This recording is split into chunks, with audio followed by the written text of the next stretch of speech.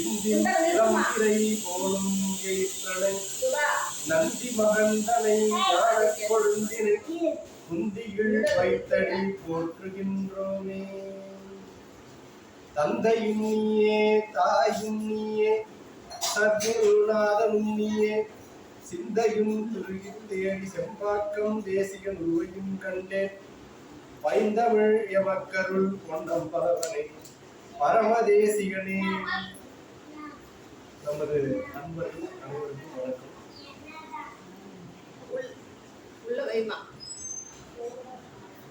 இந்த சத்தங்கம் வந்து ரொம்ப நாளா நம்ம பண்ணும்போது முன்னாடி செய்திருந்தோம்.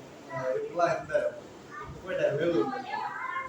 அப்போ வந்து 5 வருஷம் ஆகும், 4 வருஷம் 4 வருஷத்துக்கு முன்னாடி வெள்ளிக்கிழமை இந்த இடத்துல அடியார்கள் எல்லாம் கூப்பிட்டு சத்சங்கம் நிகழ்த்தோம்.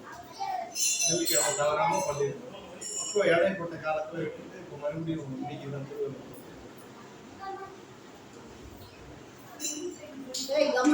அப்படிப்பட்ட இந்த தருணத்திலே நடராஜர் அபிஷேகம் சாதாரண சித்திர திருவோண அபிஷேகம்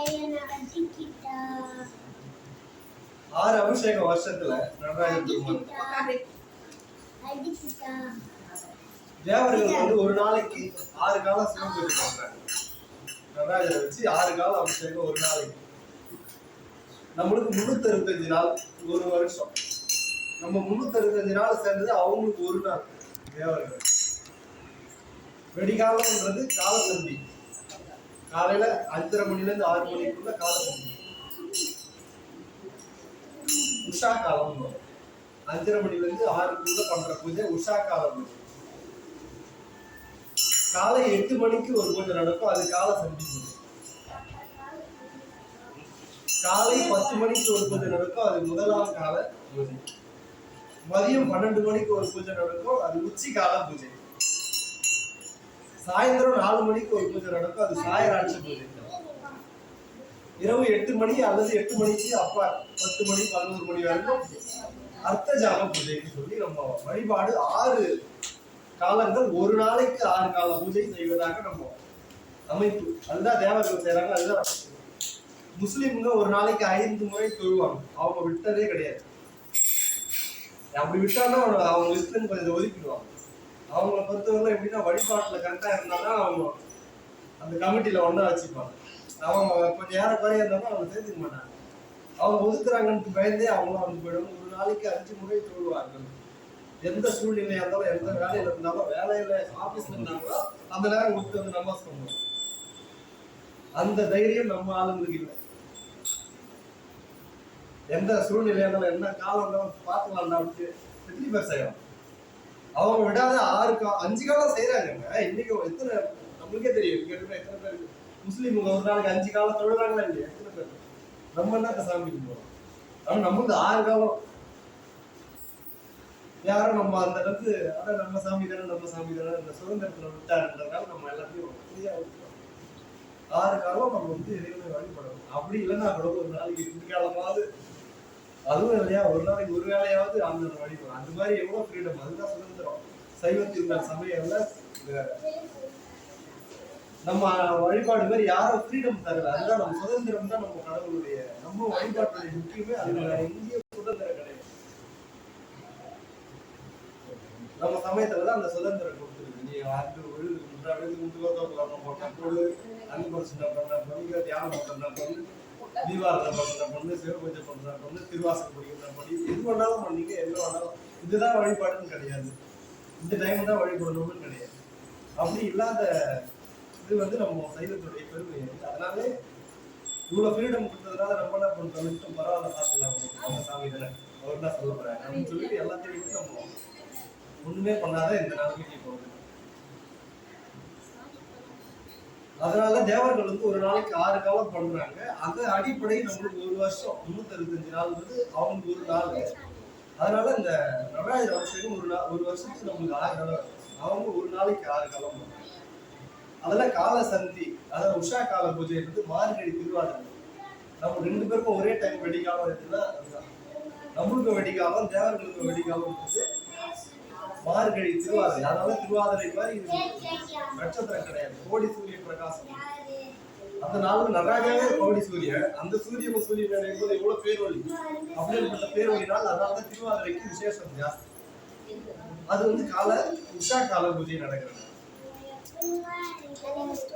மாசி அடுத்தது மாசி மாசம் ஒரு அபிஷேகம் நடக்கும். அது கால 8 மணிக்கு அங்க நடக்கிற பூஜை இங்க மாசி மாசம். மார்கழி, தை, மாசி, பங்குனி, சித்திரை. இந்த சித்திரை அபிஷேகம் வந்து உச்சி காலம் கணக்கு. உச்சி காலம்ன்றது ரொம்ப அக்னி. ஏற்கனவே நம்ம சொல்லியிருப்போம், நடராஜா வந்து எப்படி நிக்கிறாருன்னா, ஒரு காலை ஊன்றி இடது காலத்துக்கு இடது கையை தூக்கி நிக்கிறார் இல்லையா. நம்மளே கூட ஒரு 5 நிமிஷம் நடராஜர் மாதிரி அப்படி காலத்துக்கு இப்படி நின்னீங்கன்னா உடம்புல அக்னி ஏறிடும், உஷ்ணம் சொல்லுன்னு ஏறிடும். அந்த வெப்பம் நம்மளால தாங்க முடியாது. எவ்வளவு வாட்டி எண்ணெய் தேய்ச்சி குடிச்சாலும், எத்தனை ஜூஸ் குடிச்சாலும், எவ்வளவு மோர் குடிச்சாலும் நமக்கு வந்து அந்த வெப்பம் தணிக்க முடியாது. அவ்வளவு உஷ்ணம் ஏறிடும், சடனா ஏறும். ஒரு 5 நிமிஷம் அப்படி தூக்கி நின்னா போச்சு, சருன்னு ஏறிடும். ஆனா நம்மளுக்கு ஏற்படுற அது நம்மளுக்கு ஏற்படுற அந்த வெப்பம் வந்து அசுத்தாக்கினில வந்து சேர்ந்தோம். அதுவே ஆண்டவனுக்கு இருக்கும்போது சுத்தாக்கினி நிலையில தவம் பண்ணி ஒழுக்க சீலனா இருந்தா அவங்க அசுத்தாக்கினியை சுத்தாக்கினியே மாற்றணும். ஒழுக்கம் தான் கஷ்டம். அப்படி இருந்தா அந்த அசுத்தாக்கினியை சுத்தாக்கினியை மாற்றணும். இப்ப நடராஜா வந்து எந்த நேரமும் காலத்துக்கு நிக்கிறதுனால அவருடைய உடம்பு ஏற்கனவே அக்னி, வானுக்கு மண்ணுக்கு அக்னி சொல்பமா நின்றாரு திருவண்ணாமலையில. இவர் வேற இப்படி நிக்கிற பொசிஷன்ல வேற இன்னும் உஷ்ணத்தை கலப்பி விடுறோம். சாமி அக்னி பிழம்பா இருக்கிறதுனால அவர் தலையில கங்கையை வச்சுக்கொண்டு தண்ணி ஊத்தினே சந்திரனை தூக்கி வச்சுக்கிறார். கூலி இமயமலையில போய் இருக்காங்க. எவ்வளவு கூலி இருந்தாலும் அந்த உஷ்ணம் வந்து தனி. அதனாலே யார் ஒருவர் சிவபெருமானுக்கு சிவ பூஜை செய்கிறார், தலையில தண்ணி ஊத்துனா போதும், பால் தயிர் எதுவா தண்ணி ஊத்துனா போதும், அங்க சடனா வந்து நிற்பார். சாமி பிடிக்கணும்னா அப்பதான் பிடிக்கணும். எப்படின்னா அபிஷேகம் பண்ணா வந்துருவாரு. எப்படி வருவாரு? ஏன்னா ஒரு அக்னி மயம். பசி பசி பசின்னு தவிக்கிறவனுக்கு அண்டா ஃபுல்லா சாதம் வச்சு வாடான்னா போய் நிக்க மாட்டோம். ரொம்ப பசி விட்டா உயிர் போயிடும். அப்பா எனக்கு சோறு கொடுக்குறா அப்படின்னு தவிக்கிற நேரத்துல யாராவது அன்னதானம் போட்டா எப்படி நினைப்போம், அப்பா இதாண்டா தெரியும் தோண்டி இருக்கலாம். கடுமையான பசி இருக்கும்போது யாருன்னா ஒரே ஒரு பிஸ்கெட் வாங்கி கொடுத்தா கூட அது எவ்வளவு பெரிய. அவர் அக்னியிலேயே சுத்தி இருக்கும் போது யாரா ஒருத்தர் ஒரு சொட்டு தண்ணி விட்டா போதும், அங்க கடனா வந்து நின்று என்னடா ஆகும்னு கேட்பான். சிவனை பிடிக்கணும்னா அபிஷேகம், சிவனுக்கு சிவ பூஜை தான் தண்ணி ஊத்தினா போதும் அங்க வந்து அப்படிப்பட்ட இந்த இதுலயே 6 காலம் நம்ம வந்து நடராஜர் அபிஷேகம் பண்றாங்க. அதுலயே சித்திரை வந்து சித்திரையே உஷ்ண மாசம், உச்சி கால நேரம் வேறையா. அதனாலதான் சித்திரை மாசத்துல 108 குடம் பாலோ தயிரோ ஏதாச்சும் 108 வாட்டி அபிஷேகம் பண்றாங்க. சிதம்பரத்துல இன்னைக்கு போனீங்கன்னா சாயந்தரம் ஆகும். 108 குடம் அபிஷேகம் பண்ணிட்டு தான் இங்க வந்து அபிஷேகமே ஸ்டார்ட் பண்ணுவோம். அதே மாதிரிதான் இன்னைக்கு நம்ம 108 குடம் பன்னீர் பண்ணிட்டு தான் நம்ம தவணும். அதுதான் அதனுடைய குணம். தண்ணி பண்ணாதான் அங்க சாமி அந்த அபிஷேகம் முடிச்சு நீங்க ஜீவார்த்தனை பண்ற இப்போ நான் ஃபுல்லா கலக்கிடுவேன். இதனால ஐயா நம்மளே இழுத்து பிடிச்சி ரொம்ப பக்தியோட உருக்கி உருக்கி கூப்பிட்டாதான் அந்த நேரம் வந்து நிற்பாரு. தண்ணி ஊத்துற நேரம் தான் அவர் வந்து நிற்பாரு. மற்ற நேரம் தான் அவர் ஐக்கியம் பண்ணும். அதுக்கப்புறம் வரணும்னா நம்ம அப்படியே சடனா இருக்கும். இப்படியே தரக்கூடாது, எப்படியே தரக்கூடாது, அது ஒண்டியே கோலா இருக்கு அப்படின்னா தான் அந்த நேரம்லாம் மற்ற நேரம் நம்ம கட்டி இழுத்துலாம் கஷ்டம். அவர் பிடிக்க முடியுது, அவர் எழுத்துலாம் ரிலாக்ஸ் பண்ண வச்சுக்கணும். அப்போ நம்மள மாதிரி ஆளுங்க எல்லாம் பண்ணா சரி வரலாம், சிவ பூஜை பண்ணிடலாம் வந்து நிற்பாங்க. அப்போ அந்த நேரம் நம்ம ஐயா எனக்கு இது அது தெரியும், எதுக்கு பண்றோம் தெரியாது சொல்றது. அது மாதிரி இந்த சிவ பூஜையுடைய மகிமை சிறப்பு, நடராஜா அபிஷேகம் அவ்வளோ சிறப்பு. இது வந்து உச்சி காலம் ஆயிட்டு. மார்கழி, தை, மாசி, சித்திரை, இதோட ஆணி. ஆணி வந்து சாயராட்சி, சாயந்தர பூஜை. அதே மாதிரி 6 காலமும் ஆணிக்கு அப்புறம் ஆணி, சித்திரை, வைகாசி, ஆணி, ஆணி ஆவணியில் ஒரு அபிஷேகம், அது அர்த்தஜாமம். மறுபடியும் மார்கழி வரும். அப்போ வெடி காலத்துல இருந்து இப்படிதான் அவங்களுக்கு நம்மளுக்கும் அந்த தொடர்பு வந்து சுத்திக்கிட்டே இருக்கு. இது வந்து நம்ம வந்து பாரம்பரியமா நம்ம பெரியவர்கள் காலமாக நடராஜா வழிபாடு செய்து அருளை பெற்றார். ரொம்ப பவர் ஜாஸ்தி. நடராஜ பெருமானுடைய அனுகிரகம் பார்த்தீங்கன்னா ராஜாக்க ராஜா வச்சு அவரு ராஜராஜன் ராஜராஜ மூர்த்தி அப்படிங்கும்போது அவரை உபசரிக்கிற அப்படி அவர் வந்து நம்மளுக்கு அருள் பண்ண வந்துட்டாருன்னா அதை வந்து என்ன சொல்றதே தெரியாது. அப்பேற்பட்ட ஆற்றல் நம்ம கிட்ட வரும். ரொம்ப அந்த நிலையில அனுப்பு. அப்போ என்னங்க இது சிவபெருமான கூட்டா இது மாதிரி சோதனை வருது, ஏங்க ஐயா எனக்கு 1000 பிரச்சனை இருக்குது, கவனிக்க மாட்டேங்கிறாரு, எதனால இது மாதிரி ஒரு வழிபட்டா இவ்வளவு துன்பம் வருது, துன்பம் வந்தாலும் சரி அதை தீர்த்து வைக்கிறதுக்கு வரணும் இல்லையா, ஏன் இந்த மாதிரி இழுத்து அடிக்கிறாரு இல்லை. இப்போ இத்தனை பேர் நம்ம வீட்டுக்கு வந்துருக்கு வர வச்சிருக்கிறாரு, எவ்வளவு பேர் அழைச்சோம் வரதுக்கு. இப்போ வரீங்க நீங்க இப்போ உங்களை நான் பார்த்தேன் என்ன இங்க வந்துக்கிறேன் வேற வேலை எல்லாம் ஒண்ணு இல்ல கிளம்ப மாட்டேன். இங்கே யார் கூப்பிட்டா அப்படின்னு நான் மிரட்டு மிரட்டினா என்ன பண்ணுவீங்க? என்ன பண்ணுவீங்க? என்ன பண்ணுவோம்? நானும் அந்த என்ன பண்ணுவேன்? போயிடுவோம். அடுத்த தடவை இங்க வருவீங்க, அடுத்த தடவை இங்க வருவோமா? யாருமே நினைப்போமா? வரணும்.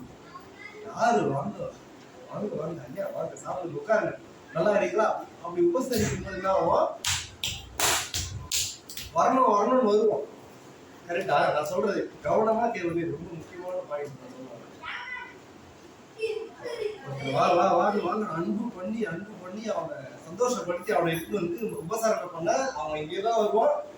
தெருவில் யார் பார்த்தாலும் இருங்க, அவங்க வீட்டுக்கு போயிட்டு வந்து ஓடி வந்துடுவான். அவன் நம்ம கிட்ட தான் பழகுவார்.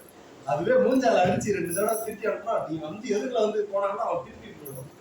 ஐயோ இந்தால இதை அப்படியே சிவபெருமான் காமிச்சு போடுங்க. துன்பம் வந்து வச்சு வாங்குவாரு, வாங்குறாரா பிச்சு எடுக்கிறாரா, துன்பம் வந்தா இல்லை, அது கவனிக்கவே மாட்டாங்க. நீ என்ன பண்ணணும்? நம்ம மூஞ்சி காமிச்சு இப்படி போறோம். அவரு எத்தனை பரீட்சை அவரு கும்பலத்துக்கு சொல்லல. நான் சொல்ல வர கான்செப்ட் என்னன்னா, இப்படி துன்பம் கொடுத்தாதான் நீ என்ன பண்ணுவ? ஐயோ இந்த பக்கம் போக கூடாதுடா, இந்த பூலோகம் ஒண்ணு கொஞ்சி கொண்டாவி உனக்கு கேட்கறதெல்லாம் கொடுத்து சந்தோஷம் வைபோகமா வச்சிருந்தா இங்கேயே வந்து பிறந்துட்டு தான் தோணும். மறுபடியும் பூலோகத்துல வந்து பிறந்து மறுபடியும் பிறந்து இருக்கணும் தோணும். இங்க வச்சு உன் நவுத்துல இடையாண்டா பிறவி சாமி, ஐயோ உன் திருவடி கொடுறா தோணுதா? உன்ன வாங்க பூமி கூப்பிடும், பொண்டாட்டி கூப்பிடும், குழந்தைங்க கொஞ்சம் கம்பெனில வைபவமா சம்பளம் போட்டு கொடுப்பான், மேனேஜராக இது இடம் வாங்கி போடுவேன், இது அது பெரிய பங்களா கட்டுவேன், காரு 10 கார் வச்சிருப்பேன், எல்லாம் இருக்கும். அப்ப ஆசை, ஐயோ இன்னும் இருக்கணும், இன்னும் நாள் இருக்கணும், இன்னும் வாழணும், இதெல்லாம் அனுபவிக்கணும்னு தோணும். ஒன்றும் இல்லாத எல்லாத்தையும் கரைச்சாம வச்சுக்க, முன்னாடி போகும், குழந்தைக்கு போகும், இதுக்கு சம்பளம் கட்டாமோ இது கிடையாது, சோறு இருக்காது, தண்ணி இருக்காது, வீடு இருக்காது, வாசல் இருக்காதுன்னா தோணும் உனக்கு. ஐயோ இந்த இடத்துக்கே வரக்கூடாதுடா சாமி, வரக்கவே கூடாது, இதோட போதண்டா நீ இட்டு போட அப்படின்னு எவ்வளவு ஏக ஆரம்பிச்சோம்னா, இந்த அடிச்சாதான் வரும் சாமி செய்யறது நம்ம நல்லது. இல்லைன்னா நீ ஒரு எண்ணத்துக்கு ஒரு பிறவிக்கு வந்துட்டு ஒரு எண்ணமும் ஒரு பிறவி. ஒரு தெருவில் ஒரு கார் போச்சு, அப்பா சூப்பரா இருந்தா அதை நினைச்சு அந்த காரை எப்படி உங்க கையில போடுவேன், அதுக்காக ஒரு பிறவி எடுக்கும். அப்படி எண்ணங்கள் ஒவ்வொன்றுக்கும் ஒரு பிறவி தோணுமே தவிர எண்ணங்கள் என்னைக்கு அடக்கி நம்ம என்னைக்கு போறோம்.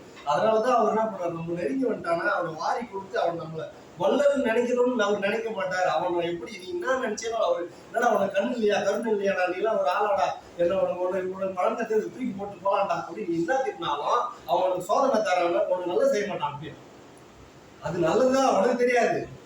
ஒன்னு போட்டு நவுத்தி துவச்சி அடிச்சு வெளுத்து வாங்கி அப்படி காய வைப்பான். ஏன் அவ்வளவு திட்டி நம்மளை கண்டுக்க மாட்டேங்கிறாங்கன்னா, உனக்கு ஏன் சோதனை வருது, ஏன் இந்த மாதிரி இன்னொரு வருதுன்னா, உனக்கு வாரி கொடுத்துட்டா உனக்கு இன்பம் பயம் போகும் வந்து அந்த நிலையை அடையாது. வாரி கொடுக்காம உனக்கு போட்டு வாஷ் அவுட் பண்ணா உனக்கு அதுதான் கரெக்டுன்ட்டு அவர் தெரிஞ்சு வச்சு செய்யறாரு. அதுதான் கொடுக்கறது. அவர் கொடுத்தா ஏற்றுக்கு போயிட்டே இருக்க, கொடுக்குறாருன்னா சந்தோஷம். அது எல்லாம் சிவமயம். அவனுக்கு தெரியும்.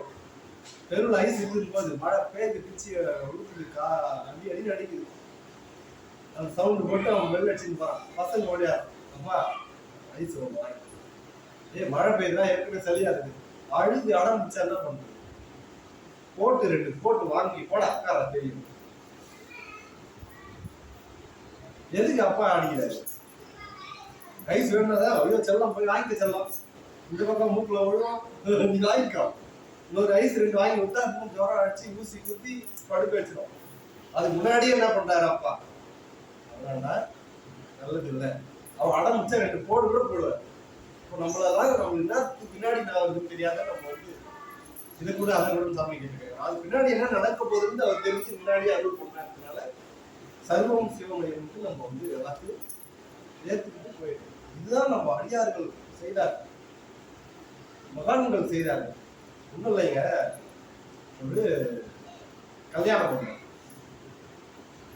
அந்த கல்யாண மண்டபத்துல விடிஞ்சா கல்யாணம்ன்றதுனால தேவையான பொருட்கள்லாம் வாங்கி வச்சிருந்தாங்க. பால், தயிர், சமையலுக்கு தேவையான பொருள் எல்லாம் வாங்கி அழகழகா வச்சிருந்தாங்க. அது என்ன பண்ணாங்க, 2 அண்டா ஃபுல்லா தயிர் வடை போடலாம் அப்படின்னு சொல்லிட்டு வரவங்களுக்குலாம் சாப்பாடு போட்டு தயிர் வடை போடலான்னு 2 அண்டா முழுக்க தயிர் நிரப்பி வச்சிருந்தாங்க. காலையில பயன்படுத்தினாங்க. வச்சவங்க என்ன பண்ணாங்க, தட்டு போட்டு மூட மறந்து விட்டு போயிட்டாங்க. அங்க தவளை இருக்கு, ராஜ தவளை. முதல்ல தட்டியா பார்த்துருக்கோம், போண்டா மாதிரி தவளை பட்டான். 2 தவளை வந்து பேசிட்டு வருது, நம்மளுக்கு இன்னைக்கு சாப்பாடு யாராவது கிடைக்குமா, இந்த கல்யாண மண்டபத்துக்கு வந்துடும், சரி வரப்பா எடுத்து பார்க்கலாம் அப்படின்னு சொல்லி 2 தவளைகள் வருது. 2 தவளைகள் வந்து சுத்தி தேடும் போது அது கண்ணுக்கு இந்த 2 அண்டா மாட்டுச்சு. தயிர் அண்டா ஃபுல்லா தயிர் இருக்குது. அப்பா இன்னைக்கு நம்மளுக்கு இருக்கிற பசியில சூப்பரா கிடைச்சிக்கிறான்னு சொல்லிட்டு என்ன பண்ணுச்சு, 2 தவளையும் அப்படியே ஜம்ப் ஆகி அந்த அண்டாவில் குதிச்சு. அண்டாவில் குதிச்சு என்ன பண்ணுச்சு, ஒரு தவளை என்ன பண்ணுது, அப்பா இந்த மாதிரி தயிர் கிடைக்காது, வருஷம் ஃபுல்லா நம்மளுக்கு கிடைக்க வேண்டிய சாப்பாடு கடவுள் ஒரே நாளில் குடிச்சிருக்கான், இஷ்டத்துக்கு சாப்பிடுவோம்னு சொல்லிட்டு என்ன பண்ணுச்சு, உள்ள குதிச்ச உடனே எவ்வளவு முடியுமோ அந்த தயிரை குடிக்க ஆரம்பிச்சது ஒரு தவளை.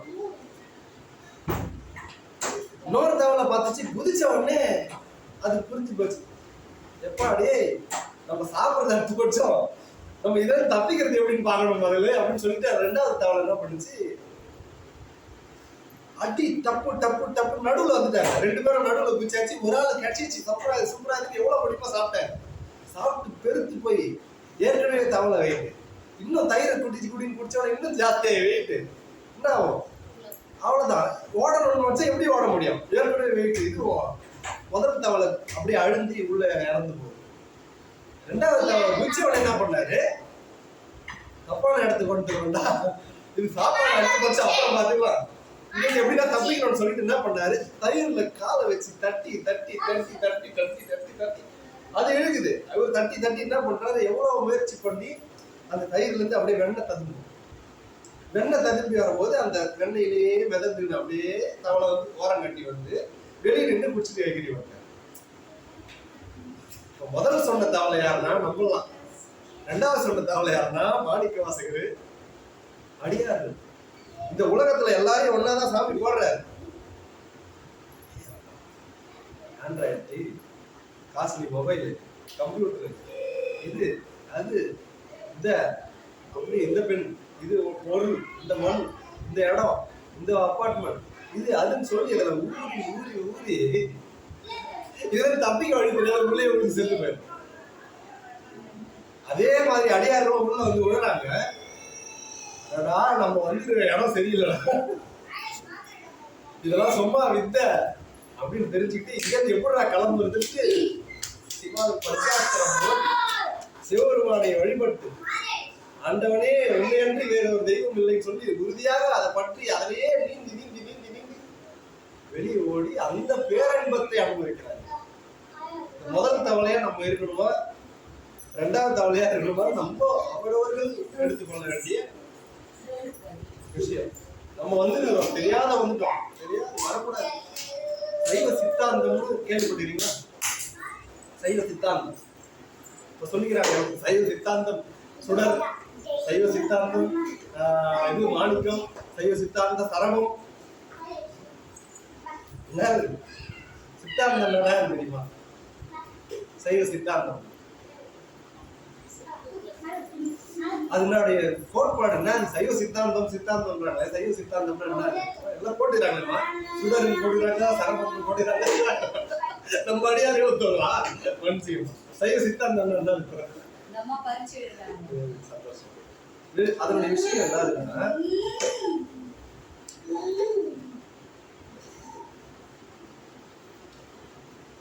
பிறப்பு எல்லாருக்கும் ஒண்ணு. மனிதர்கள் மொத்தம் பிரிச்சுட்டீங்கன்னு வச்சுக்கல, மனுஷங்களை பிரிச்சிங்கன்னா டோட்டலா கண்ணு கட்டி பார்த்தா 2 ரகம் தான் மனிதர்களுடைய ரகம். 2 ரகம், ஆண் பெண்ணா தான் அது இல்லை, 2 ரகம் ஃபுல்லா மொத்த மனுஷங்களையும் அப்படியே இடம் போட்டீங்கன்னா 2 கேட்டகரி. ஒண்ணு மனசால் செயல்படுவோம், ஒருத்தர் ஒரு பாதி மக்கள் மனதினால் செயல்படுவார்கள், இன்னொரு பாதி மக்கள் அறிவால் செயல்படுவார்கள். ஃபுல்லா பிரிச்செடுத்தா 2 கேட்டகரி. ஒண்ணு மனசால் செயல்படுபவர், இன்னொருத்தர் அறிவால் செயல்படுபவர். மனசால் செயல்படுவது எப்படிப்பட்டவங்கன்னா உணர்வு ரகம். உணர்வு ஒரு மாதிரி ஒன்று சொன்னா கஷ்டப்பட்டு அப்படியே கலங்கிடுவாங்க, சடனா கோபமும் வரும். அதான் உணர்வு, அது கோபமா இருக்கலாம், தாபமா இருக்கலாம். உணர்வு பூர்வமா இருக்கிறது ஒரு பாதி. ஒரு பாதி அறிவுபூர்வம், எதை சொன்னாலும் நம்ப மாட்டான், எதை சொன்னாலும் நம்ப மாட்டான். சாட்சி காமிக்கணும், ஆதாரம் காமிக்கணும், ஆராயமா. தூக்கம் இல்லாத, இரவு பகல் தூக்கம் இல்லாத ஆராயம். இதுதான் 2 கேட்டகரி மனிதர்கள். ஒண்ணு மனம் சார்ந்தவர்கள், இன்னொருத்தர் அறிவு சார்ந்தவர்கள். நம்ம சமயம் இருக்கிறது மிக உயர்ந்தது பெருசு சொல்றோம் அப்படின்னா, சாமி பார்த்தாரு மக்கள் வந்து எப்படி இருக்காங்க அப்படின்னு பார்த்து ஒரு 4 பேர் அமைச்சார். எப்படின்னா இவங்களை வழிபடுத்திட்டு வந்தது அப்படின்னு சொல்லி 4 பேர் அமைச்சார். யாருன்னா ஞான சம்பந்தர், நாவுக்கரசர், சுந்தரர், மணிவாசகர். இவங்க 4 பேரு அனுப்பி எப்ப மக்கள் எல்லாம் நல்வழிப்படுத்துங்க அப்படின்னு சொல்லி அனுப்புறாங்க. இவங்க 4 பேரும் வந்து என்ன பண்ணாங்க, தேவாரமும் திருவாசகமும் கொடுத்து இது பாடுங்க, இந்த நோயா இது படிங்க, இந்த இதெல்லாம் தப்பிக்கணுமா இதை செய்யுங்க, இது உங்களுக்கு இதுவா இதை பாடுங்க, இதை படிச்சீங்கன்னா உங்களுக்கு முக்தி உண்டு, இதுவே உங்களை கடையில் இருக்கணும்னு சொல்லி அவங்க 4 பேரும் ஒரு சப்ஜெக்ட் கொடுத்துட்டு போறாங்க. அதை டைரக்டா ஏற்றுக்கொள்வது யாருன்னா பணம் சார்ந்து செயல்படுவது. நீ என்ன சொன்னாலும் ஏற்றுப்பாங்க, அவங்க சொல்லிட்டாங்களா உண்மை அப்படின்னு சொல்லி எடுத்துக்கொள்பவர்கள் டைரக்டா திருவாசகம் தேவாரம் படிச்சு இது போனோம். அது ஒரு பகுதி. அப்போ அறிவு சார்ந்த மக்கள் இருந்தாங்க, பாதி பேர் தான் வந்தான். மீதி பேர் என்னடா ஆச்சு, ஏன்டா எதுவுமே இது பண்ண மாட்டேன்றாங்க அப்படின்னு சொல்லி சாமி பார்த்தாரு. இப்போ இவங்களும் எப்படி நம்ம வழி கொண்டு வருது அப்படின்னு சொல்லிட்டு பார்த்துட்டு என்ன பண்ணாங்க, இன்னொரு 4 பேரை அனுப்புறேன். இந்த 4 பேர் தெரியாது நிறைய பேர், அந்த 4 பேர் தெரியும். ஏன்னா நம்மளாம் சின்ன வயசுல இருந்து மனம் சார்ந்து செயல்படுறோம். சொன்ன உடனே நம்புறோம் இல்லையா, சாமி இருக்கிறாருன்னா தப்பு ஏற்றுக்கிறோம். ஆமா உண்மை, நம்ம ஒன்றும் பார்த்துட்டு ஆனா ஏற்றுக்கிறோம் இல்லையா. அப்போ நம்மளாம் மனம் சார்ந்து செயல்படுறோம், அதை உணர்ந்து கொள்ளிட்டோம், இதை நம்ம எடுத்துட்டு போயிடலாம். ஆனா நிறைய பேர் எடுத்துக்க என்ன சொல்றோம், சாமியா என்னது, எப்படி சொல்றேன், இதுனா என்னது அப்படின்னு ஆராயக்கூடிய பாதி பேர் வந்து திரும்பி வரல. அப்போ என்ன பண்ணார் சாமி, இவங்களுக்கு புரியணும்னு சொல்லிட்டு இன்னொரு 4 பேர் அமைச்சாங்க. மெய்கண்டர், அருள்நந்தி, மறைஞானம், உமாபதி சிவம் என்று சொல்லக்கூடிய மெய்கண்ட சிவம், மறைஞான சிவம், உமாபதி சிவம். மெய்கண்டர், மறைஞான சம்பந்தர், உமாபதி சிவம். மெய்கண்டர் ஃபர்ஸ்ட் சொல்லுங்க, மெய்கண்ட சிவம், அருள்நந்தி சிவம், அருள்நந்தி சிவம், மறைஞான சிவம், உமாபதி சிவம் சொல்லி 4 இந்த 4 பேர் அனுப்பி இவங்க 4 பேர் என்ன பண்ணாங்க, அறிவு சார்ந்த அவங்க எழுதுறதுதான் சைவ சித்தாந்தம். சைவ சித்தாந்தம் தான் என்னன்னா, இப்படி கேள்வி கேட்கிறவனுக்கு அதை ஆராயக்கூடிய எல்லாத்தையும் ஆராய்ச்சி ஞானத்தாலே ஆராய்ச்சி கொடுத்துட்டு போறதுதான் சைவ சித்தாந்தம். நம்ம டைரக்டா போயிட்டே இருக்கலாம், ஆனா 2ம் சந்திக்கிற இடம் அங்கதான். இதுல வந்தாலும் அங்கதான், ஆராய்ச்சி ஆராய்ச்சி ஆராய்ச்சி வந்தாலும் அங்கதான் வரணும். டைரக்டா இப்போ டைம் வேஸ்ட், நம்மளுக்கு டைம் வேஸ்ட் இல்லையா, அது நேரா போலாம். அப்போ அவங்களுக்கு கொடுத்ததுதான் சைவ சித்தாந்தம். நம்மளுக்கு தேவார திருவாசகம் படிச்சுட்டு போய் நேரம், அவங்களுக்கு என்ன கொடுத்தாரு சைவ சித்தாந்தம். அந்த சைவ சித்தாந்தத்தை எப்படின்னா அதெல்லாம் தொட்டா போயிட்டே இருக்கும். சைவ சித்தாந்தம்னா என்னதுன்னு ஒரு 10 நிமிஷத்துல என்னால முடிஞ்சப்ப சொல்றேன், ஏன்னா யூஸ்ஃபுல்லா இருக்கும். இவங்க 4 பேர் வந்தாங்களே, என்ன பண்ணாங்கன்னா மக்கள் வந்து பார்த்தாங்க. பாதி பேர் ஓகே, மீதி பேர் இவங்க என்ன பண்றது, எப்படி உணவு புரிய வைக்கணும், என்னதுன்னு தெரிய வைக்கணும். கடவுள் நல்லது, நீர் நல்லது, உலகம் நல்லது தெரிய வச்சதுன்னா சைவ சித்தாந்தம். கேள்வியே கேட்க முடியாத அளவுக்கு அவனுக்கு பதில கொடுத்துட்டு போனாங்க. அப்போ அதை பார்த்த உடனே தான் என்ன பண்ணா, பாதி பேர் இதுதான் விஷயமா அப்படின்னு தெரிஞ்சு மீறி பேரும் நுழைய ஆரம்பிச்சாங்க. அதுதான் நம்ம சாமி 4 பேர் இப்படி ஒரு 4 பேர். இப்போ அவங்க சொன்ன விஷயம் என்ன, அந்த மேலான ஒரு இதுவே சைவ சித்தாந்தத்துல என்ன குறிப்பிடுறாங்க, ஒண்ணும் கிடையாதுன்னா, இப்போ நீ வந்து சாமி கும்பிட்டு இப்படியே போய் நேரு நம்ம அவங்க என்ன பண்ணுவா வந்து கேட்பான், கடவுள் தான் இல்லை, சும்மா நீங்க வச்சு இங்க வச்சு தண்ணி ஊற்றினா கடவுள் ஆயிடணும், பாலை எடுத்து போய் அதிக ஊத்துறியா, 4 பேருக்கு கொடுத்துட்டா அது போய் சேராதா, ஏழைக்கு எத்தனை குழந்தைங்க இருக்குது ஃபுல்லாக கேட்பாங்க. எத்தனை பேர் உங்களோட கேட்டுக்க மாட்டாங்க. அவங்களாம் தெரியல, இந்த சைவ சித்தாந்தம் போய் படிக்க ஆரம்பிச்சு அப்பதான் அவங்களாம் தெரியும் அதனுடைய சூக்கு உண்மை அப்படின்னா சைவ சித்தாந்தம் என்ன சொல்லுங்க. இந்த 4 பேரும் நம்மளுக்காக போராடுறாங்க. ஏன்னா எவ்வளவு பெரிய நிலையை புரிஞ்சிக்காத எப்படி இருக்கீங்களே, உங்களுக்கு நான் ஆராய்ச்சி நான் சொல்றேன் அப்படின்னு சொல்லி விளக்கத்துக்கு போயிருக்கேன். அதுல வந்து மிக முக்கியமான விஷயம், அதெல்லாம் ரொம்ப ஆழமான பகுதி. நான் மேலாட அப்படியே சொல்றேன் ஒரு சிலர், ஏன்னா அதெல்லாம் புதுசா குழப்பிட உங்களுக்கு. அதுல என்ன தெரிவிக்கிறாங்க அப்படின்னா, இந்த உலகம் இருக்கு இல்லைங்களா, இந்த உலகம், இந்த பிரபஞ்சம், அண்ட சராசரம், இது எல்லாத்தையும் ஒருத்தர் ஏற்கிறான் அப்படின்னா ஏற்றுக்க மாட்டாங்க. அப்போ எப்படி அவங்களுக்கு தெரிவிக்கிறாங்கன்னா,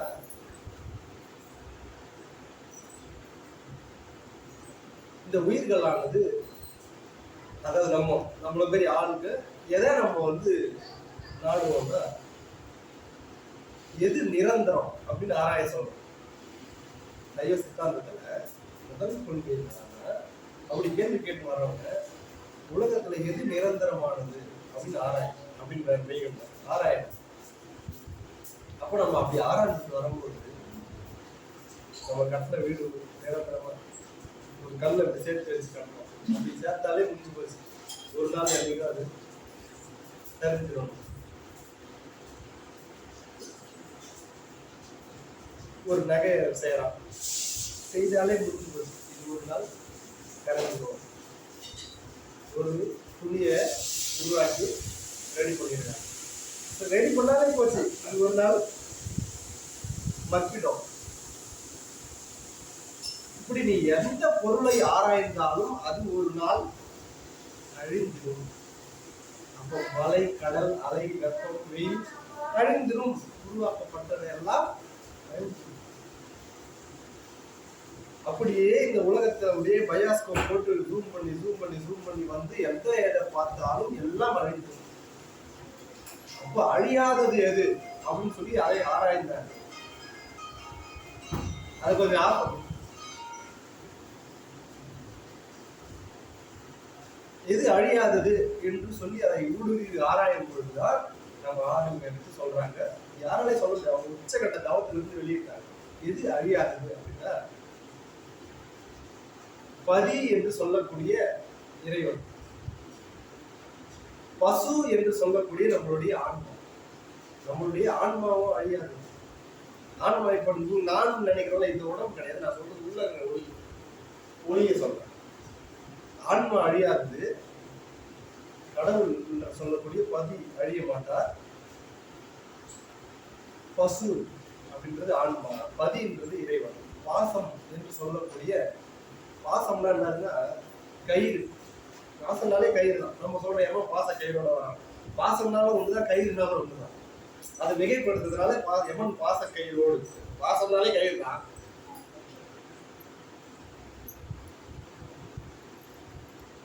பதி, பசு, பாசம், இது 3 தான் உலகத்துல ஜூம் பண்ணி வந்து பார்த்தா அழியாத பரம்பொருள். இது 3. ஒண்ணு கடவுள், இன்னொன்று ஆன்மா, இடைப்பட்டது பாசம். இது அழியாதது ஓகே, கடவுள் ஓகே, பசு ஓகே, நம்மளுடைய ஆன்மா ஓகே. அது என்னையா பாசம், இது ஏன் அழியாது? உயிர் அற்றது பாசம். அந்த எதுக்கு அது வச்சாருன்னா, கடவுளுக்கு நம்மளுக்கு தொடர்பு இல்லாத போயிடும். அதுக்காக பாசம்னு ஒண்ணு போட்டாங்க. பாசம்ன்றது மலம்.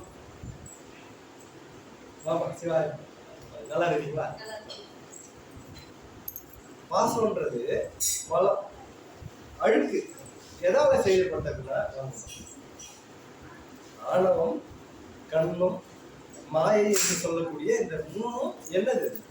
அழுக்கு. அதுவும் அழியாது. பாருங்க எழுது, அந்த மூணு அழியாது. பாசம்ன்ற அந்த மூணு அழியாது. இப்போ பதின்றவர் இங்க இருக்கிறார் கடவுள், பசுன்ற உயிர் இங்க இருக்குது. இது ரெண்டும் இந்த இடத்துல இருக்குன்னா இதை ஜாயின் பண்றது எதுன்னா ஒரு கயிறு. அந்த அதுதான் அதுக்கு பேர் பாசம்.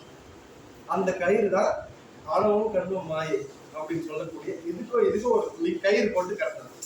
அதனாலதான் சிவலிங்கத்தை எப்படி செய்து வச்சாங்க? பசு கட்டுற மாதிரி செய்து வச்சிருக்காங்க. ஒரு மாடு கட்டி விட்டீங்கன்னா வாங்க, மாடு கட்டுற இது மாதிரி இருக்கும் லிங்கம். நம்ம உயிர்களே அது இறைவன். இடையில இருக்கிற அந்த கயிறு தான் நான் சொன்ன அந்த மாயை. அந்த கயிறு போட்டு கட்டி நம்ம அந்த சுத்திட்டு இருக்கோம். இது அழியாது. கடவுள் அழிய மாட்டார், உயிர்கள் அழியாது. இடையில கட்டப்பட்ட இந்த பாசம் அதுவும் அழியாது. அப்ப இந்த மூணு என்னைக்கும் நிலைச்சிருக்கொண்டு ஊடுருவி ஜூம் பண்ணி போய் பார்த்து நம்ம சைவ சித்தாந்தவாதிகள் கண்டுபிடிச்சாங்க.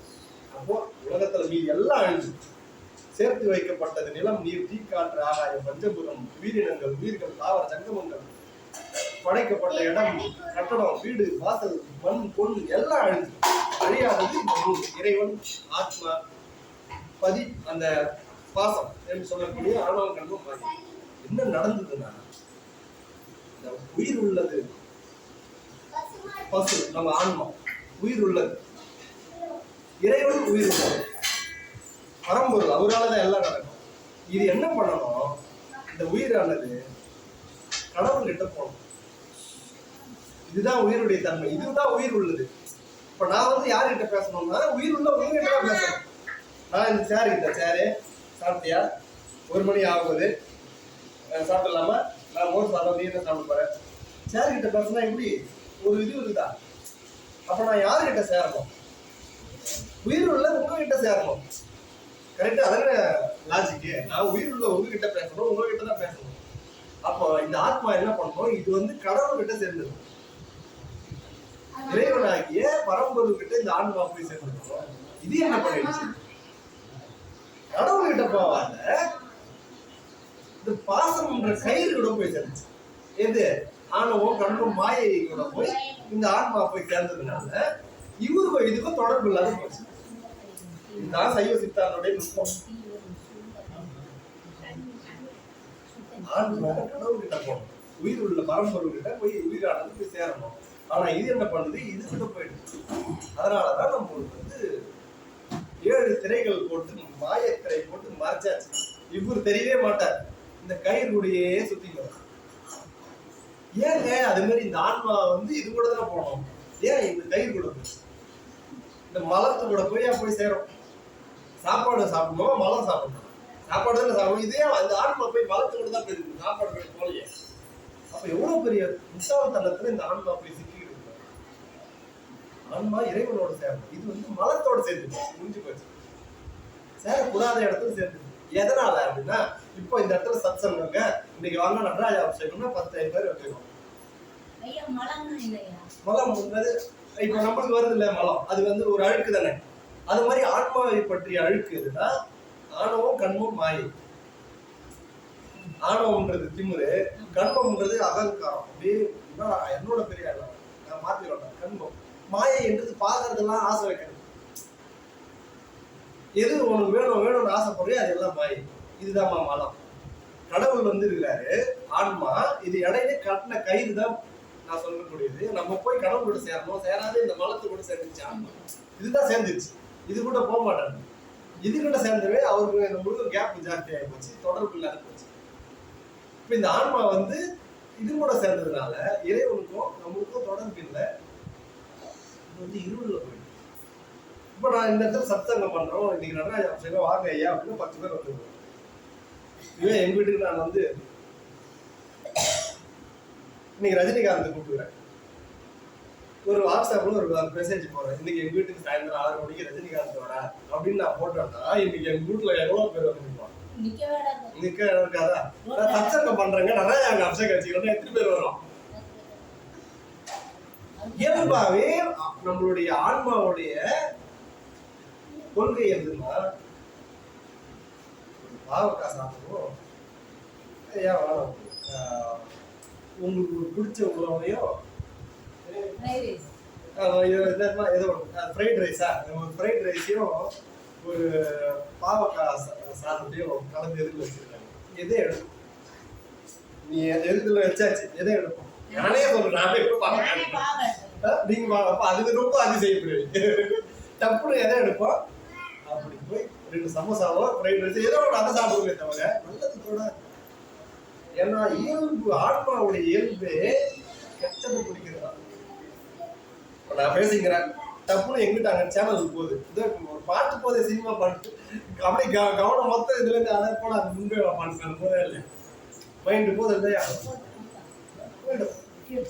ஆன்மா எதை நாடும்னா எது ஆகாதோ அது கூட சேர்றது ஆன்மாவுடைய கொள்கை நல்லதுன்னு தெரியும் தெரிஞ்சே நல்லது கூட சேராது கெட்டது கூட தான் போகும் அது ஆன்மாவுடைய இயல்பு அதனால இந்த பாழா போன இந்த ஆன்மா என்ன பண்ணுச்சு கடவுள் கூட சேராம போய் மலத்து கூட சேர்ந்துச்சு தெரியும் அதுக்கு கடவுள் கூட தான் போனோம்னு தெரியும் கடவுள் தானே நம்ம கடவுள் தானே போயிட்டு என்ன பண்ணுது இந்த ஆணவம் கட்டுமாயம் மலத்து கூட போனதுனால இவங்களோட தொடர்பு இல்லாம இது போய் இருள முடிக்கிடுச்சு அதான் இதை தான் குறிப்பிடுவாங்க இப்போ இன்னும் நான் சொல்லுவோம்னா இப்போ கடவுளை ஏங்க பெரும் கருணை பெருங்காலம் அப்படி இப்படின்னு புகழ்ந்து தலைமையான்னு பார்த்தாரு அப்படியே விட்டா அவன் கதி என்ன அந்த பக்கம் போனா ஒரு குறிப்பிட்ட வரைக்கும் தான் வெளிச்சம் அதுக்கப்புறம் முழுக்க இருட்டு இந்த பக்கம் ஃபுல்லா வெளிச்சம் நம்ம என்ன பண்ணணும் வெளிச்சத்திலேயே போயிட்டோம் நம்ம என்ன பண்ணிட்டோம் இருட்டு அப்படி இது வித்தியாசமா இருந்து அப்படியே நடக்க ஆரம்பிச்சோம் கொஞ்சம் மாறி மாறி மாறி மாறி ஜோடு இருட்டு அங்க முழுக்க இருட்டு எதுவுமே தெரியாது அப்படியே தாழ்கால இருக்கும் அந்த எட்ஜ் வரலும் போயாச்சு நான் சொல்ற விஷயம் புரியுதுல எல்லாரும் பக்குவாதி தான் எல்லாரும் சொல்ல முடியும் புரியுது அடிபட்டாத யாரும் சொல்றேன் சந்திரு எல்லாமே பக்குவாதி இல்லை ஏற்கனவே ஆரம்பிக்கிறது புரிஞ்சுதான் ஆமா அந்த எட்ஜ் வரலும் போயாச்சு போயிட்டு ஸ்தம்பிச்சு நிக்குதாங்க வந்து இடம் தப்பி பழகிறாரு அப்பதான் தெரியுது நான் சொன்ன தயிர் கடமை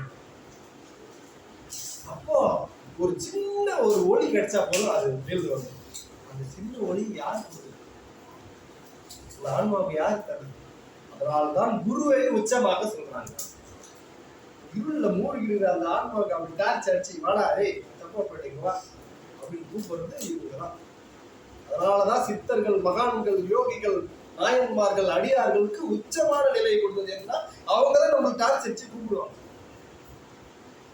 அதுக்கு வழி இல்லடா இது வழி கை பிடிச்சி நீ வரல கூட 2 அரை போட்டு வாடா நிறுத்தி நம்ம தருவாங்க நீ பாவம் நம்ம மேல இறக்கு பண்றது அவங்க முடியும் அதனாலதான் அவங்கள உச்சமா நம்ம பண்றாங்க ஆனா இந்த ஆண் வந்து இப்படி இருட்டுல போயிடுச்சு இப்போ இவரையே கடவுளையா பெருங்கருடைய பெருளாங்க கடவுள் அப்படி நம்பிக்கிறோம் அவன மாதிரி ஒரு கருணை செய்ய முடியாது போனா போது ஒழிஞ்சு போறான் நம்மளை பார்க்க வரலையே எனக்கு விட்டு போல சாமி ஒரு 10 நாள் மெசேஜ் போடுறேன் இன்னைக்கு பூஜைக்கு இன்னைக்கு நடராஜ அபிஷேகம் நாளைக்கு சத்தங்கம் இந்த வாரம் வாங்க ஒரு 10 பேர் போறேன்னு வச்சுக்க 5 பேர் ரெஸ்பான்ஸ் பண்றாங்க 2 பேர் வராங்கன்னு வச்சு மீதி 5 பேர் அதை பார்த்துட்டு பார்க்காத மாதிரி இருந்தாலும் வரவே இல்லை அடுத்த மாசமும் போடுறேன் வரவே இல்லை அதுக்கு அடுத்த மாசமும் போடுறேன் வரல அதுக்கு அடுத்த மாசம் நான் போடுவேன் நம்மளுடைய எண்ணம் அப்படியே வந்துடும் ஏன்னா ஏற்கனவே நம்மளை மாற்றிக்கணும் நம்ம போட்டா அவனுக்கு தெரிஞ்சே வரல அப்புறம் நம்ம ஏன் அவனை ஃபாலோ பண்ணணும்னு விட்டுருமா அப்ப கடவுள் என்ன பண்ணிக்கிறோம் இவன் நம்ம பக்கம் தான் வரல இவன் வளர்த்து விடல எல்லாம் விட்டுருவான் விடலாம்ல கடவுள் கிடைச்சா நம்மள நோக்கி வரலையா அவன் எதை நோக்கியும் மதிப்பா இது பாசம் விசம் உலகம் மாய இது அது அடிச்சு பரண்டு விழுந்து வரான் அதிலே போட்டு மேய்க்கலாம் நம்ம ஏன் கூப்பிடணும் விட்டாருன்னா அது நம்மள மாதிரி ஒரு ஆள் கருணை வடிவா பார்த்தாரு ஐயோ இது சேரக்கூடாது இந்த ஆன்மா வந்து இங்க வந்து சேரணும் இது போய் சேர வழி தெரியலையே இதை எப்படி நம்ம அதை ஒரு வழிப்படுத்தி அதை எப்படி புரிய வச்சு நம்ம கூட்டு வந்து சாமி பண்ற கருணை தான் தனு கரண குண கோபம் என்று சொல்லக்கூடிய இந்த உலகத்தை படைத்து நம்ம ஆன்மாவா ஒரு இடத்துல எங்கேயோ சிக்கி முன்பு கடைசி வரைக்கும் ஒளியே தெரியாத இருள்ல மூழ்கி இருக்கு இருள்ல எப்படி மூழ்கி இருக்குல்ல உதாரணம் சொல்லலாம் சைத்தாலும் அப்படிதான் இருக்கும் அதுவும் இந்த நேரம் தான் சொல்லுவாங்க எவ்வளவு பாய் போட்டாச்சு மட்டும் பயங்கரமான. ஆனா இது வந்து எவ்வளவு எல்லாம் உங்களுக்கு புரிய வைக்கிறேன். என்னுடைய ரொம்ப பயங்கரமான சப்ஜெக்ட் எடுத்தீங்கன்னா படிக்க வாய்ப்பே கிடையாது. உங்களை மாதிரி யாரும் உணர்த்தலாம் படிச்சாலும் வாழ்த்தி போட்டுருவீங்க. சத்தினி பாதம் அப்படின்னா சத்தினி பாதத்துக்கு உத்தமர் வழிவுன்னு இதெல்லாம் வார்த்தையெல்லாம் கேள்விப்பட்டிருக்கீங்களா? இந்த புக்கு தொழுவுமா நம்ம சத்தினி பாதத்துக்கு உத்தமர் வழிவு இதெல்லாம் நம்மளாம் மாதிரி அவங்களாம் பண்ண முடியுமா? இதை இவர் மாதிரி உணர்த்தவே நான் எடுத்து சொல்லிக்கிறேன். எப்படி புரிய வைக்க முடியும் நான் பார்த்து சொல்லலாம். ரொம்ப கஷ்டம் இதெல்லாம் செய்யறது புரிஞ்சுக்கிறது ரொம்ப. ஏன்னா நம்மளாம் ஏற்கனவே நம்ம வந்துட்டோம். அதனால நம்ம ஓரளவுக்கு இதை உணர முடியும். ஒரு பேசிக்கே தெரியாது அதெல்லாம் கூப்பிட்டு வச்சு பண்ண முடியாது. சைன்ஸ்னால ஓடி போயிடும். அப்ப கடவுள் வந்து பார்த்தாரு இந்த ஆண் மக்கள் எப்படி நான் எப்படி இட்டு வருதுன்னு பார்த்தாரு. தனு கரண போன போகத்தை கொடுத்தாரு. அப்படின்னா தனு நான் ஒண்ணும் இல்லை. தனுன்னா உடல், கரணம்னா நம்ம கை கால் அசைவு உள்ள தோணுது, அதெல்லாம் காரணம். போனம்னா நம்ம வாழக்கூடிய உலகம், இந்த அந்த சராசரம். போகம் எடுத்து நம்மளுக்கு வேற வேலைக்கு சோறா போகம் அனுபவிக்கிறதெல்லாம் போகும். இந்த ஆன்மாவை ஒரு உடல் கொடுத்து அது வாழறதுக்கு தேவையான இடம் கொடுத்து அது அனுபவிக்கக்கூடிய எல்லாத்தையும் கொடுத்து நம்மளை அனுப்பிடுறாங்க. எவங்க செய்வாங்க? இந்த ஆன்மாவுக்கு தானும் தலையெழுத்தா கடவுள் போய் வளர்த்து கூட வந்துச்சு. இது எப்படி கடைதுன்னு பார்த்து செய்யறது. அதனால இது ஒன்னே போதும். நம்ம தான் அவங்ககிட்ட கேட்கணும். உயிரை கொடுக்குறாங்க. மூணுன்னா உடல், மூணுன்னா உயிர் தான், அந்த உடல் தான். மூணு உடல், இந்த உடலை உருக்கி உள்ளொளி பெருக்கிறாங்க. ஆன்மாவை நாடுறதுடைய அர்த்தம் சரீரமே நாம நினைச்சுக்கிறோம். இதுதான் நம்ம இன்னைக்கு எது அருண்னா எது அருண்குமார் அருண் பண்ணோம்னா இவரு ஐயா நீங்களாம் என்ன நினைச்சுக்கிறோம். நம்ம கண்ணாடி முன்னாடினா இதுதான் நம்ம உருவம். நம்ம பண்ணும் போதே ஒரு போட்டோ வந்து நிற்கும். நான் தான் எனக்கு என்ன தோணும், என் உருவம் தான் தோணும். உங்களுக்கு உங்க உருவம் தான். அப்ப நம்ம வந்து முழுமையை அடையலையா? நான் தான் நான் படிச்ச கல்வி, நான் போற வேலை, நான் வாங்குற உத்தியோகம், நான் குழந்தைக்கு தகப்பேன், இந்த பெண்ணுக்கு மனைவி கணவன், இந்த தாய்க்கு மகன், இந்த தம்பிக்கு அண்ணன், இப்படிதான் தோணும். நான் தான் இதுதான் நம்ம போட்டு வச்சுக்கிறது தப்புல தான். இன்னும் 10 நிமிஷத்துல நம்மன்றது இந்த மாதிரி நம்ம போட்டு நம்ம ஒரு முடிவு பண்ணி வச்சிருக்கோம். ஆனா இது நம்ம கிடையாது இல்லையா? அப்ப நம்மளுக்காக எதுன்னா அந்த மூணு முடிக்கு நம்ம உள்ள இருக்கிற ஒளிதான் நம்ம. அது நம்மளுக்கு தெரியாத நம்ம இன்னைக்கு இந்த சட்டம் போட்டு வந்துருவோம். நாளைக்கு மாம்பு சட்டம் போடுவோம், நாளைக்கு எலி சட்டம் போடுவோம், பறவை சட்டம் போடுவோம், எல்லாம் ஒரு 84 லட்சம் சட்டம் இருக்கு. இன்னும் நம்ம அவன் புண்ணிய கருணையினாலே இது போட்டு அமைச்சிருக்கோம். இப்போ நான் சொல்ல அந்த விஷயம் தனு கரண போன போகம்ன்றதை கொடுத்து நம்மளை அனுப்பிடுறாங்க. இதுல இருந்து நீ தெரிஞ்சு வாழ.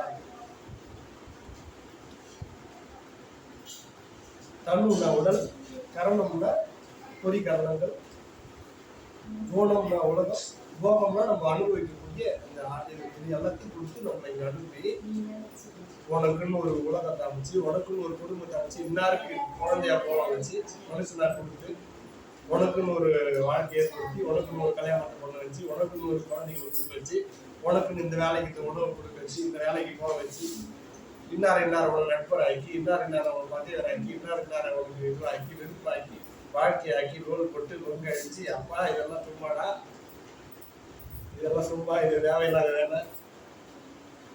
அந்த எண்ணம் வர வரையிலும் போடுவார். ஒரு வயசான ஆயா ஒண்ணு ஹாஸ்பிட்டல் அப்படியே இழுத்துட்டு படுத்துன்னு இருக்கு. 95-97 வயசு இருக்கும். அப்படி படுத்துட்டு ஹாஸ்பிட்டல் இருக்குது. உயிர் போற நேரம் எல்லா பேரை மாறி எல்லாம் வாங்க, எல்லாரும் வாங்க வாங்க. கடைசி ஆயிர தீர்த்த விடுங்க. அப்போ அந்த குட்டி பையனை கையை பிடிச்சின்னு சொல்லுச்சு, ஏப்பா நான் செத்து போய் மறுபடியும் உங்களுடைய வந்து பிறக்கணும். 95 வயசு ஆயா ஆழ்ந்து என்ன குழந்தை மறுபடியும் பூமிக்கு வந்து பிறக்கிறது. இதோட வந்து பிறந்து மறுபடியும் நான் ஒண்ணு சொல்றேன், அதுதான் எப்பவுமே சொல்றேன். நீ வாட்ச் இவரு, நீ நரேந்திர மோடி பிரதமரா பிறந்தாலும் துன்பம் உண்டு. உலகத்துல ஒரு கையெழுத்து போட்டா ரூபா நோட்டு செல்லாது. பிரதமருக்கு அவ்வளவு பவர் இருக்கு. ஒரு கையெழுத்து போட்டா அது நடந்தது இல்ல, ரூபா நோட்டு செல்லாது. என்ன வேணாலும் பண்ணலாம் அவன் கையெழுத்து இருந்தா. இந்தியா ஃபுல்லா, இந்த நாடு ஃபுல்லா என்ன வேணாலும் பண்ணலாம். அவர் ஒரு கையெழுத்து போடுறது என்ன வேணாலும் செய்யலாம். அப்படியேப்பட்ட பவர்ல இருந்தாலும் துன்பம் இருக்குதா இல்லையா? என்ன நீ பவரா போனாலும் உனக்கு துன்பம் வரும். துன்பம் வராது எப்போ இருக்கணும்? ஆன்மா அந்த நிலை அடையும் போது நான் மறுபடியும் வந்து பிறக்கணும்னா அந்த பக்குவம் இல்லாத ஆன்மா. அந்த பக்குவம் வர்றதுக்கு தான் இவ்வளவு துன்பங்களை போட்டு நன்மை தீன்மை எல்லாம் மாறி மாறி போட்டு அடிச்சு இந்த ஆன்மா வந்து அழுத்து போய் வேற ஒண்ணுமே வாழாடா எல்லாம் போயிடா அப்படின்னு தெரிஞ்சு எப்ப தெரிஞ்சு அந்த ஆன்மா வந்து கடை வேற ஆசைப்படுகிறதோ அப்போ வந்து பக்குவம் அடைஞ்சு அந்த ஆன்மா இறைவனோடு சேர்ந்து இதுதான் தண்ணு கரண போகம் கொடுத்து எல்லாத்தையும் குடிச்சு நம்மள ஒரு உதாரணம் ஒண்ணு நம்ம எளிமையா சொல்றேன். இவ்வளவு நாளா சித்தாந்தம் இந்த துணியை நான் ஒரு இந்த வெள்ளை வேஷ்டி இருக்கு, காலையில வெள்ளை வேஷ்டியா இருக்கு, இப்போ அபிஷேகமா சொல்றேன் இது மாதிரி ஆயிடுச்சு. இந்த வேஷ்டி வந்து இப்போ மலத்தோட சேர்ந்து அழுக்காயிடுதா. இப்ப இந்த அழுக்கு எடுக்கணும்னு நாங்க என்ன பண்ணுவோம், இந்த காலத்துல சர்க்கு போடுறோம். இது அப்பெல்லாம் என்ன பண்ணுவோம் தெரியுமா, பெரிய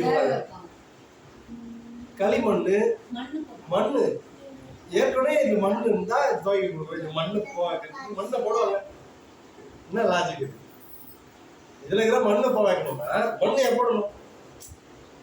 மண்ணை போக்கணும்னா இது சுத்தப்படுத்துறதுக்கு இன்னும் சுத்தமான பொருள் தானே போடணும். இதை பார்க்கறதுக்கு ஏன் மண்ணை போடணும்?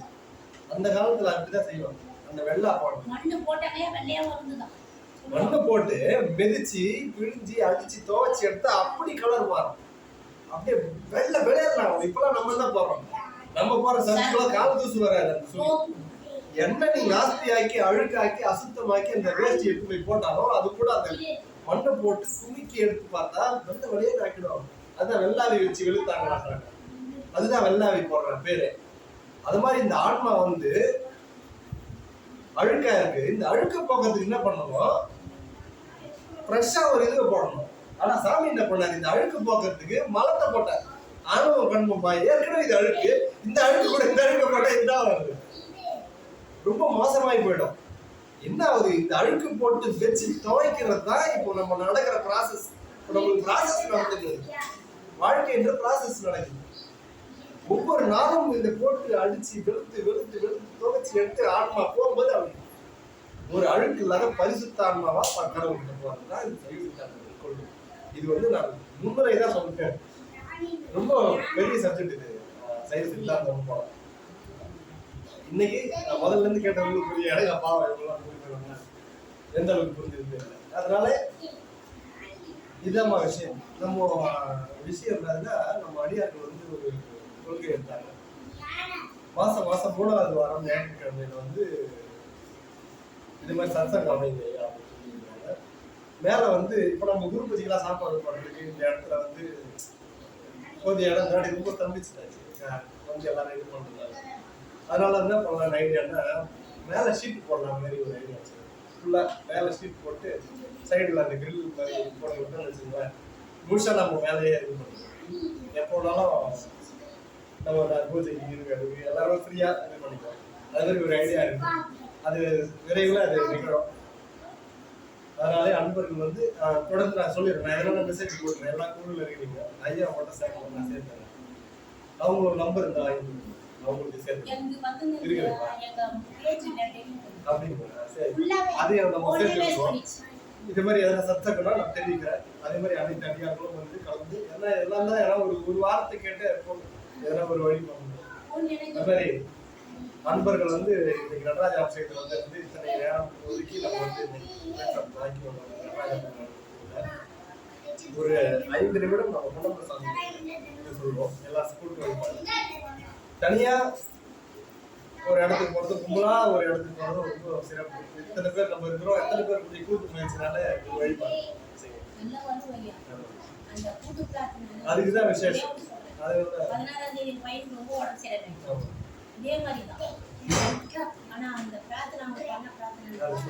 உண்மை. 6 மணி நேரம் அவன் 2 மணி நேரத்துல அந்த கடவுள் இந்த மாதிரி பெரிய புராணம் ஒரு புராணத்துக்கு உடைய 9:50 ஆரம்பிக்கும். அது ஆரம்பிச்சுட்டே இருந்தாங்க. அப்போ நான் பொழிப்புற வாசிக்கிறேன். பெரிய புராணம் 4 வரி சொன்னா அவங்க நீங்க உங்க மாதிரி குரு இருந்தாங்கன்னா அந்த விளக்கம் சொல்லுவாங்க. ஒரு நாளைக்கு ஒரு பாடம். அன்னைக்கு நான் படிக்கணும் எடுத்து வச்சுட்டேன். ரொம்ப பையன்கிட்ட போகும். பையன் போறது நம்ம பையன் போகணும். என் ஃப்ரெண்டு அப்ப ஏப்பா அம்மா நீ பதறாத, அம்மா நீ பதறாத, ஏப்பா பதறாதன்றே மணி என்ன பண்ணு சொல்றேன். அம்மா கிருஷ்ணாவுக்கு தலையில श्री पुनम स्वामी नमो नमः जय जय पुनम स्वामी नमो नमः सद्गुरु पुनम स्वामी नमो नमः ओम पुनम स्वामी नमो नमः श्री पुनम स्वामी नमो नमः जय जय पुनम स्वामी नमो नमः सद्गुरु पुनम स्वामी नमो नमः ओम पुनम स्वामी नमो नमः श्री पुनम स्वामी नमो नमः जय जय पुनम स्वामी नमो नमः सद्गुरु पुनम स्वामी नमो नमः ओम पुनम स्वामी नमो नमः श्री पुनम स्वामी नमो नमः जय जय पुनम स्वामी नमो नमः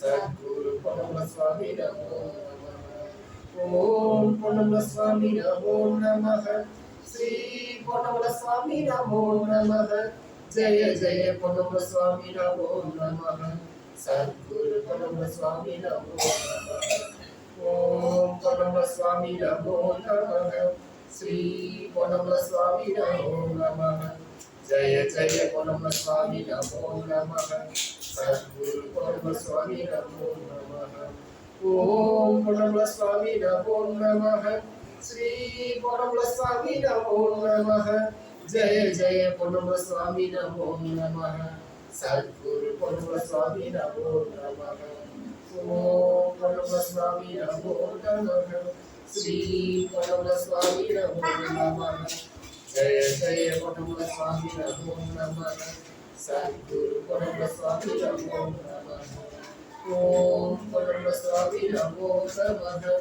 श्री पुनम स्वामी नमो नमः जय जय पुनम स्वामी नमो नमः सद्गुरु पुनम स्वामी नमो नमः ओम पुनम स्वामी नमो नमः श्री पुनम स्वामी नमो नमः जय जय पुनम स्वामी नमो नमः सद्गुरु पुनम स्वामी नमो नमः ओम पुनम स्वामी नमो नमः श्री पुनम स्वामी नमो नमः जय जय पुनम स्वामी नमो नमः सद्गुरु पुनम स्वामी नमो नमः ओम पुनम स्वामी नमो नमः श्री पुनम स्वामी नमो नमः जय जय पुनम स्वामी नमो नमः सद्गुरु पुनम स्वामी नमो नमः ओम पुनम स्वामी नमो नमः श्री पुनम स्वामी नमो नमः जय जय पुनम स्वामी नमो नमः सद्गुरु पुनम स्वामी नमो नमः ओम पुनम स्वामी नमो नमः श्री पुनम स्वामी नमो नमः जय जय पुनम स्वामी नमो नमः सद्गुरु पुनम स्वामी नमो नमः பார்வதி நானுடைய சிவனை போற்றி ஏகம்பத்துரை அந்தாய் போற்றி அண்ணாமலையம் அண்ணா போற்றி காமாய் கனகத்திரவே போற்றி ஸ்ரீலக்ஷ்மி பொன்னம்பல சுவாமிகள் இளைய பொன்னம்பல சுவாமிகள்